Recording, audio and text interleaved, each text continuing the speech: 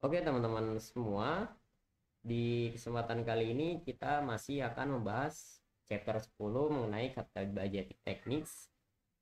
Nah, di pertemuan sekarang kita itu hanya akan membahas problem 7 aja nih, jadi nggak terlalu banyak. Oke, langsung aja ya. Kita cari dulu satu-satu Mignum sama Wallace. Nah, kita cari Mignum dulu. Jadi di sini Mignum itu memberi penawaran initial investmentnya sebesar 560 juta.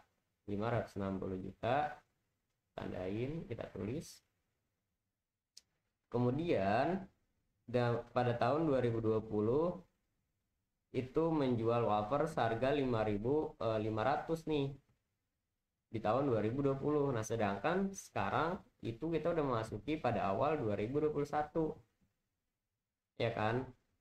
Nah, dan biskuit seharga 7.500. Nah, pada tahun 2021 kedua harga tersebut naik 1.000. Nah, jadi tahun lalu itu harganya hanya 5.500 dan 7.500. Nah, pada tahun sekarang itu naik 1.000, ya kan? Nah, kita tulis dulu nih selling wafernya sama selling biskuitnya, ya kan? Nah, di tahun 2021 dari 5.500 dia naik 1.000, dia mengalami up, ya kan, pada tahun-tahun berikutnya selama 4 tahun ke depan. Kemudian ini 7.500 terus naik 1.000 di tahun tahun lalu 7.500. Nah, tahun ini dia naik 1.000 jadi 8.500 hingga 4 tahun ke depan hingga tahun 2025. Nah, untuk cash flow-nya ini tinggal dikali aja selling price sama ini nih 15.000 pieces dikali sama selling price, ya kan. Ini juga tinggal dikali-kali aja ya. Ini sama harga jualnya, tadi harga jualnya ini 6.500 semua dikali, ya kan. Kemudian untuk biskuitnya biskuit dari Mignum 8.000 pieces, ya kan. Terus dikali sama harga dari biskuitnya 8.500. Ini tinggal dikali semua ya. Nah, keduanya itu ditambah. Ini tinggal teman-teman tambah.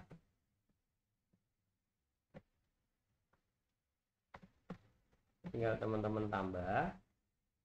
Nah, kemudian teman-teman akumulasi, ya kan. Bagaimana caranya mendekati daripada 560 juta. Diakumulasi tahun pertama, tahun kedua ditambah tahun pertama. Nah, jadinya di tahun ketiga dia mendekati daripada 560. Nah, ini tambah semua. Nah, masukin ke dalam rumus payback period.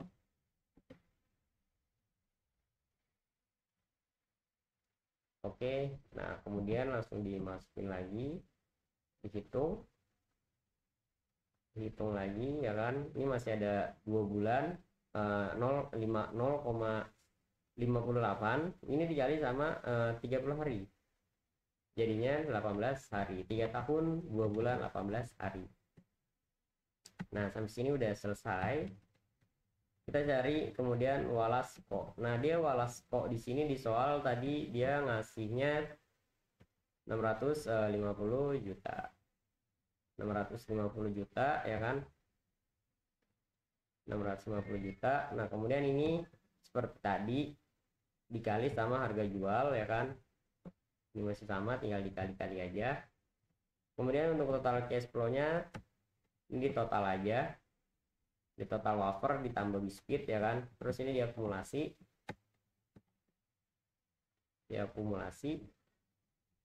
tahun 2022 ditambah 2021, 2023 ditambah 2022, 2024 tambah 2023, 2025 ditambah 2024. Nah, bagaimana mendekati yang mana yang mendekati 650, yaitu 555 juta 100.000 itu ada di tahun ketiga. Nah, kita masukin ke dalam rumus payback periodnya. Nah, kemudian ini dihasilin, nah masih ada 0,45 itu dikali 30 hari. Nah, hasilnya 3 tahun 7 bulan 14 hari. Terus untuk menghitung NPV-nya, tadi data yang di atas ya, data ini total cash flow ini sama menjadi cash flow, ini dimasukin ya kan. Nah kemudian ini kita masukin ke dalam PPIF. Nah di sini kan diketahui nih cost of capitalnya 12%. Nah makanya ini menjadi R-nya 12%. Jangan lupa ini pangkat 1, pangkat 2, pangkat 3, pangkat 4, pangkat 5. Nah ini dikali-kali aja. Kemudian ini di total. Nah untuk NPV itu total dari PP of cash flow dikurang sama initial investmentnya.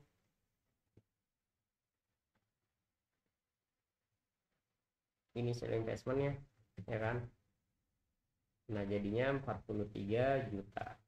Nah kemudian ini kita masuk ke Walasco, dimasukin tadi data yang tadi, ini sama 12% ya kan,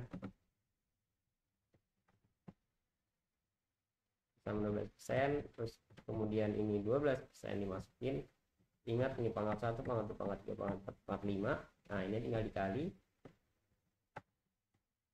kemudian kita total. Nah kemudian baru dihasilin gimana total PP of cash flow dikurang sama initial investmentnya jadi negatif nih.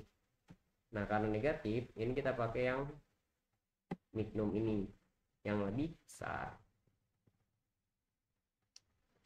ya kan nantinya. Nah kita cari PI nya dulu. Untuk PI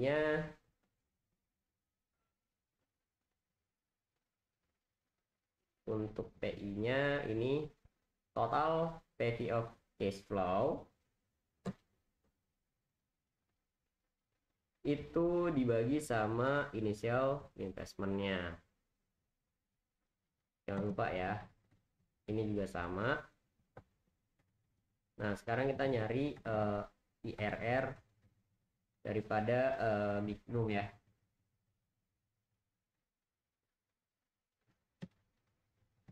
Nah jadi NPV yang pertama tadi kan udah diketahui ya.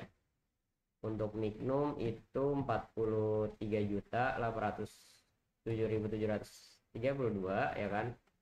Itu dengan returnnya itu 12.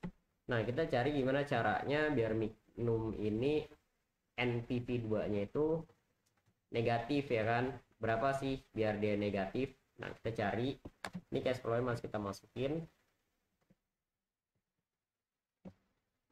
Nah kita coba, kita langsung aja 16 ya.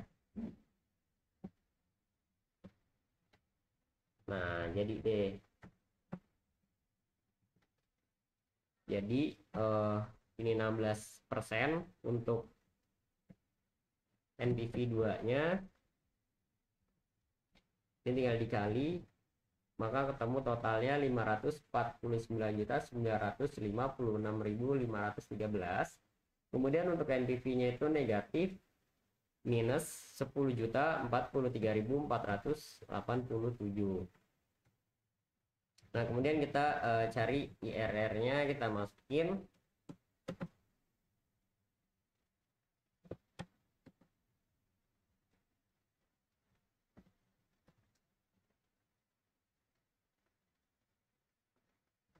Maka hasilnya itu 15%, 15,25 sen. Nah nanti untuk mencari RR2 nya ya teman-teman coba ya, coba sendiri gimana caranya biar salah satu, kalau misalkan ini minus, kalau ini si NPV satunya positif, NPV 2 nya harus negatif. Itu harus dicari-cari pakai trial error kayak gitu. Nah kita lanjut ke Walas. Di Walas tadi udah diketahui kan untuk NPV satunya itu dia negatif. Nah berarti kita harus mencari NPV 2 nya itu positif ya. Gimana nih caranya? Nah kita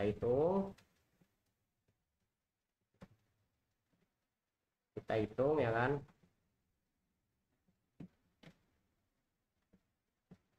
Nah, maka di sini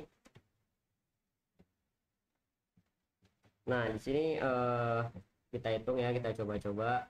Kalau di sini 12, ini positif, berarti kita coba dulu 14 ya. Kita coba 14. Maaf, sebentar. Lihatin dulu.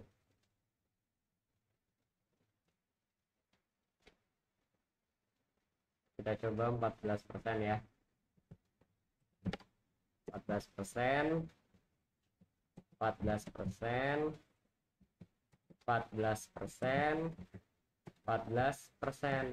Wah, dia masih negatif nih, berarti kita jangan nambah. Coba kita kurang, tadi 12%, kita kurangin 2% jadi 10%. Jadi 10%, jadi 10%, jadi 10%. Semuanya kita coba jadi 10%. Nah, ini positif nih. Maka jadilah 10%. Untuk RR2-nya dan NPV2-nya itu positif 2.327.129. Nah, kemudian kita masukin ke dalam rumus daripada IRR itu sendiri.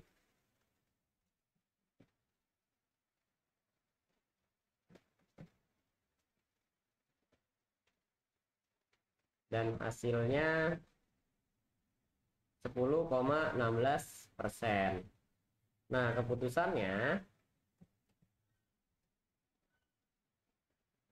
itu pada PP-nya lebih cepat Micnum, ya kan? Micnum lebih cepat.